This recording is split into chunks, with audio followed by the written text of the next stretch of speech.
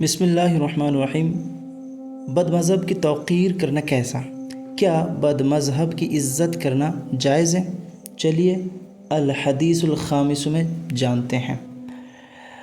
عن ابراہیم ابن میسرہ قال قال رسول اللہ من وقر صاحب بدعت فقد اعان علی ہدم الاسلام، یعنی حضرت ابراہیم بن میسرہ رضی اللہ تعالی عنہ سے روایت ہے کہ اللہ کے رسول صلی اللہ تعالی علیہ وسلم نے فرمایا، کیا جس نے کسی صاحب بدعت یعنی بے دین کی تعظیم و توقیر کی تو اس نے اسلام کے ڈھانے پر مدد دی۔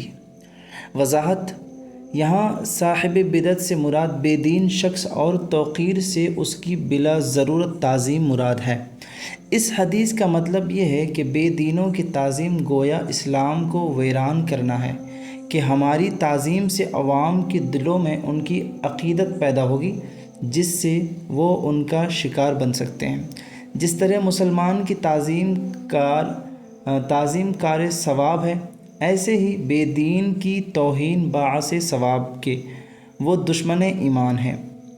بے دین و بد مذہب سے کس طرح کا برتاؤ کرنا چاہیے، اس کے متعلق چند احادیث مبارکہ میں ارشاد ہوا ہے کہ تقدیر الہی عز و جل کو جھٹلانے والے اس امت کے مجوسی ہیں، اگر بیمار پڑے تو ان کی عیادت نہ کرو، اگر مر جائے تو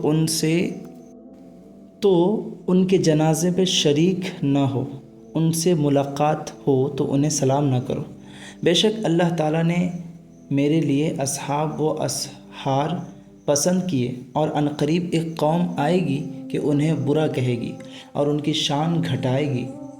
تم ان کے پاس مت بیٹھنا، نہ ان کے ساتھ پانی پینا، نہ کھانا کھانا، نہ شادی بیاہ کرنا۔ ان کے جنازے کی نماز نہ پڑھو اور نہ ان کے ساتھ نماز پڑھو۔